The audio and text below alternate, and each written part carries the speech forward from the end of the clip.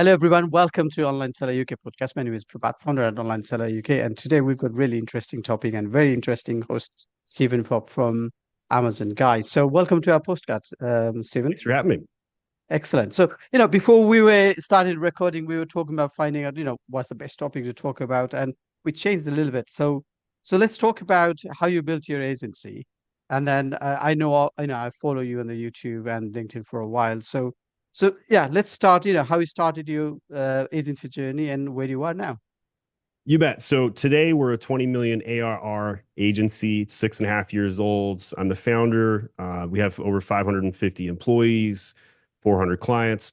And how I got to where I am today is I was a TV reporter who became a marketer and landed, and this is where I am today. I'm an educational marketer. So I use my TV skills and my, straight to the point, educational style, right? I say it how it is. I bite the hand that feeds me. I hold Amazon accountable. I hold my own employees accountable. I hold the tools and the space accountable. And I post what the sellers care about. The Amazon sellers are my master. I'm their servant. And I found that the best way to build my agency was by doing that, by asking customers, what do you want? Give it to them. And then most importantly, follow that up with, did you get what you wanted?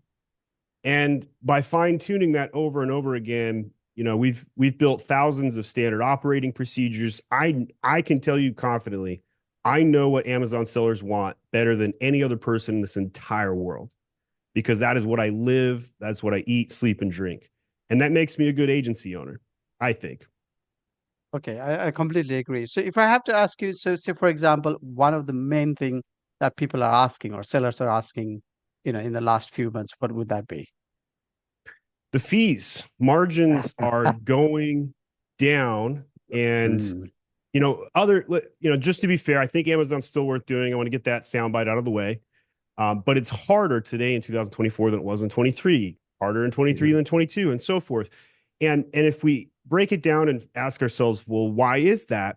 It's because Amazon is entering its maturity phase, right? It's still growing, but it's in its maturity phase. And so what that means is it's starting to take its profits. It's starting to do a lot of things that are uncomfortable for sellers who've just had it really easy, had it really good, right?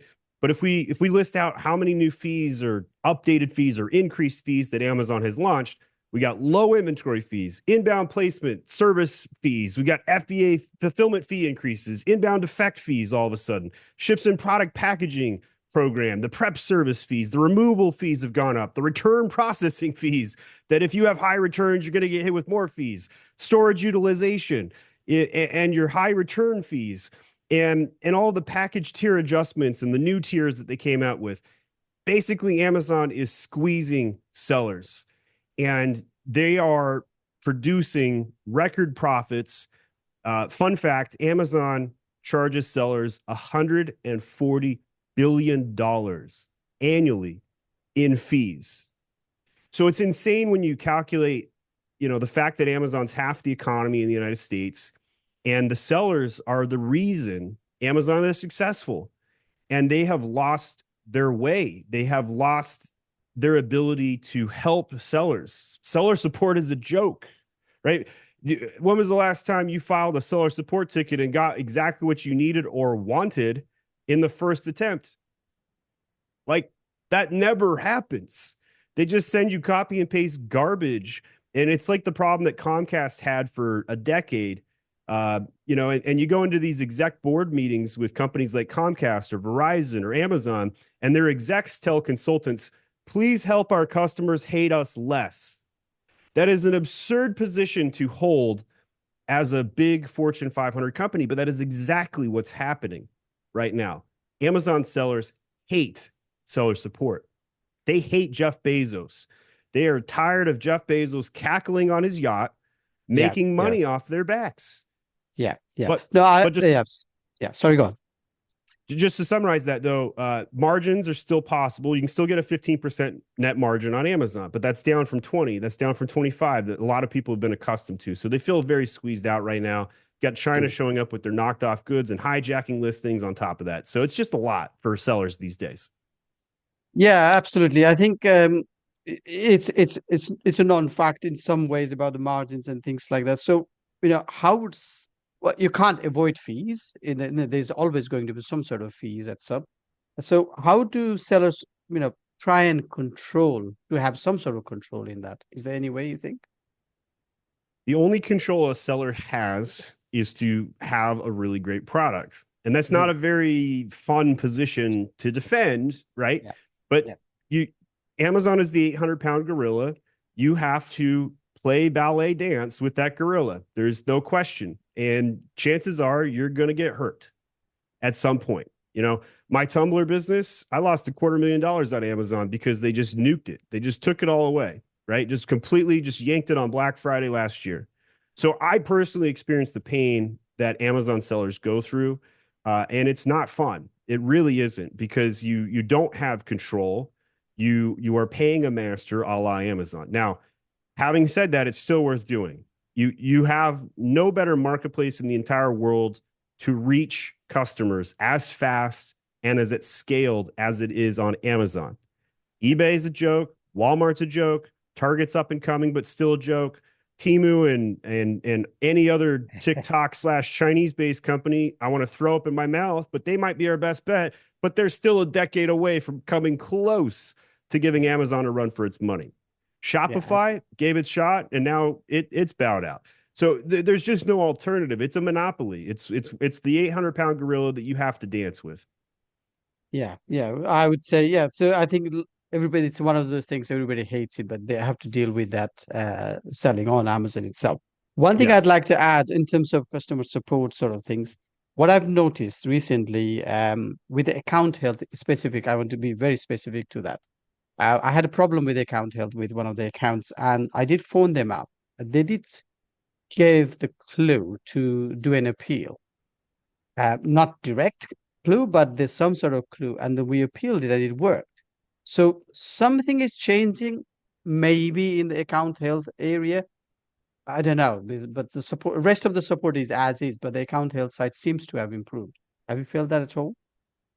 I would say that's pretty status quo. I've personally experienced that for several years now. Hmm. But like the Amazon's shoot first, ask questions later policy is terrible for Hmm. sellers, especially the Yeah, good actors, right? So this just this past weekend, thousands of sellers got notices that their yeah, listings were going to be yanked on July 1st because they were marked as seeds. yes. WTF? I have 400 brands. Not a single one of them sells seeds, but 17 of them freaked out over this, right? Mhm. And those are just the ones I noticed so far. There's probably 100 of them that got affected. And so there are millions of listings that were potentially for losses. Or when my Tumblr business went down, they wouldn't tell me why they took it down. I had to figure that out on the back end, right? Like Mhm. so like this lack of transparency makes it very difficult. Now, Amazon's going to claim we don't want to reveal how to take advantage of the system. That's their policy, right? But here's Yeah. what happens. The good sellers run around wasting time and resources, and then the Yep. bad actors find out anyway. Hmm. China knows how Hmm. to run circles around the Bezos system, right? And it's always the Chinese doing this. Yeah, yeah. I think there might be a day where there should be some sort of control, perhaps, who can do what sort of Brand thing. registry. That was supposed to be brand registry, but Yes, no. yes, yes. Now they've started with transparency, but I'm not sure whether that has. Even that's insufficient, right? Uh, They don't give you enough tools or enforcement of transparency. mhm, mhm, mhm. Yeah. So you know, I think they're changing things, to improve things, but it's like you said, approach of you are in fault unless you start proving yourself not faulty sort of thing approach is certainly it's not good way sort of thing. Completely So backwards on how it yeah. should be, right? Like the court of systems in the first world is Hmm. innocent until proven guilty. And Yeah, Amazon absolutely. is guilty until proven not guilty. They never declare you innocent. Yeah, yeah, absolutely, absolutely. So again, going back to what you said, it's still worth and still good to pursue selling on Amazon itself. It So is. I mean, relatively yeah. speaking, fastest place to grow a business. You can get up and running in less than 6 weeks from scratch and have, Mhm. 50K in monthly sales. It's possible. Can't do that anywhere else. Yeah, absolutely. And let's go back to what you started talking about, your number of employees and so on. So the numbers of employees you have, you said 500, is obviously it's quite a lot. So, how do you come about managing that level of employees? By hiring really good leaders and Mhm. creating a multiplicity effect, right? So 1 plus 1 equals 3, right? And that multiplicity effect means to promote at MAG, you must replace yourself. You must train your replacement. And so no person should manage more than 8 people. And with that math in mind, if you're a brand manager at MAG, you want to become an account director, you must train your brand manager replacement and then become a director. And so, the concepts, I have a very special culture at MAG. Learning and teaching are the core tenets of our success. We're an educational company that happens to be an Amazon agency. Now, would my customers describe me as an educational content provider? No, they wouldn't, right? But that's simply what we are. My customers would say, yeah, Stephen Pope helps me grow my sales on Amazon. But teaching and learning is what it takes to solve these problems, both from a cultural standpoint and an Amazon system battling standpoint. You need problem solvers. So a lot of the agencies in the Amazon space hire a lot of extroverts who are emotional, right? Those people interview the best. The problem is that leads to a lot of divas, that leads to a lot of challenges and people problems. So I've gone the opposite direction. I hire a lot of logical introverts. There's a bunch of Spocks running around in my Star Trek episode, and there's no Captain Kirks. And so I have found ways to simplify some of the greatest problems that agencies deal with, and eliminating diva-esque renegades and rogues, and then I create stability. I create stability out of chaos. Absolutely. Absolutely. It's also about having time to learn about what individual wants as well, I guess, within the team. Yeah, there's the, if we look at the golden principle versus the platinum, right? Golden is treat you like I like to be treated, which is Mhm. cool. That's better than the silver principle, which is, don't treat people like garbage. But like the platinum principle though takes gold to the next level. It's treat you how you want to be treated, right? So if I have an extrovert on my team, I know if I send them a Slack message telling them they did something wrong, that they're going to freak out. But if I Yes. call them up and I talk it out, they'll be fine. And so the more times that I choose to manage that person how they appreciate, the Mhm. better off that relationship will be. So I live by the platinum principle. I think it's the only way to run a big company at scale. No, that's good tip. So let's go back to Amazon, Amazon a second, and then talk about, let's touch base a little bit on Prime Day as such, which is not far off. So what's your thought on the Prime Day?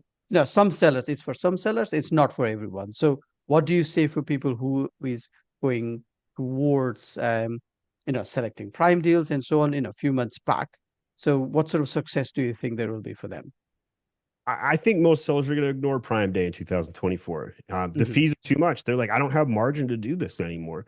Also, the holiday Prime Day is made up, right? If you think about it, why did Amazon make Prime Day? It's because in July, sales are the weakest they've ever been. Any day of the year, they're weak during the middle of July. So Amazon's like, what if we invent a new Black Friday and call it Prime Day or Cyber Monday, right? And so that's what they did. They made it up. Now, here's the problem. If you look at the sales, um, week in and week out, before Prime Day and after Prime Day, they're static when you sum total the Prime Day Yeah. bump. Yeah. So you're going to shoot yourself in the foot if you give away your margin on Prime Day. So I don't typically advocate discounts Mhm. on Prime Day. Now there's obviously scenarios where I would do it, and I have done it. Let's be clear, but overall, I think the average seller could just ignore it completely and be just fine. Okay. Yeah. But again, so for some sellers with like, so for example, subscription business, it might be a new way to get those new To earn some customers. new Right? biz, 100%, acquire some new customers. There's no question. There's some scenarios or cases where I would do something, but I can tell you that less people are going to run a sale this year than ever before. Okay. No, that's no. Thanks for sharing your thoughts on that. So, in closure, I've got so there are people who's been working for other agencies and want to build their own agency sort of thing. So, aspiring agency owners, so they may be one man band and maybe gone to two. So, with your experience for a few years, so what sort of suggestions do you give them? You got to choose how you're going to serve your customers at scale, right? So until you have 5 employees, you're not really an agency. You're just a consultant with some assistants. Hmm. And you can, the nice thing about running an agency is that there's a very low cost to entry. The barrier to entry is very low. The challenge is that it's a very taxing industry. You are in a Yeah. service-based industry where you're shoveling manure every single day, right? You get fired for doing your job, you get fired for not doing your job, right? What do I mean by that? Yeah. I basically mean that if you grow the sales on an account so much, they're not going to want to pay you because they no longer need you, right? And that's the skin in the game concept with agencies is very difficult to get fair and right. So the advice that I would give is make sure you have thick skin first of all. Mm. Second of all, follow other successful agency models. I'm going to be biased here, but I sell SOPs to other agencies, a la my agency guy, right? Like that money took me millions of dollars to build into a system that somebody else can replicate very quickly by just purchasing that. But Mhm. those are the things that will make an agency more successful, but they need to pick out their ICP, their ideal customer profile, and go very narrow and niche when they first start and broaden it over time. But if you come out of the gate and try and do everything at the same time, it's going to be hard to hire for that. How do you hire somebody to replace yourself as the founder when nobody knows those skills? If you need somebody that can do Facebook, TikTok, and Amazon, heaven forbid, good luck. No way you're going to do that. Throw a little Google in there and let's complicate it even further. Amazon PPC is very different than design. Nobody Yes. understands Amazon SEO at all. Nobody understands to put alt text into photos of A plus content. Nobody understands to put 500 words of copy and that's crawlable in the A plus content modules. Like these things are fundamentally not skills that are possessed in our space. We probably have a 50,000 person deficit in the labor force in the agency community to serve Amazon sellers, which is why I invested in hiring interns. So if you want a labor pool that's going to work for you, don't go poach from other agencies. That's going to be expensive as hell. I'm here to tell you right now, it's going to be very expensive. But if you decide to become a teacher and you replicate my education model and teach interns and solve the labor force, you're going to have a very loyal labor force, first of all. And second of all, it's not going to cost you an arm and a leg. And third of all, you might be able to avoid the emotional extroverts. Excellent. Thank you, Stephen, for talking to me today. My And pleasure. I'll speak to you soon. Thanks a lot. Speak soon. Cheers. All the best. Bye bye now.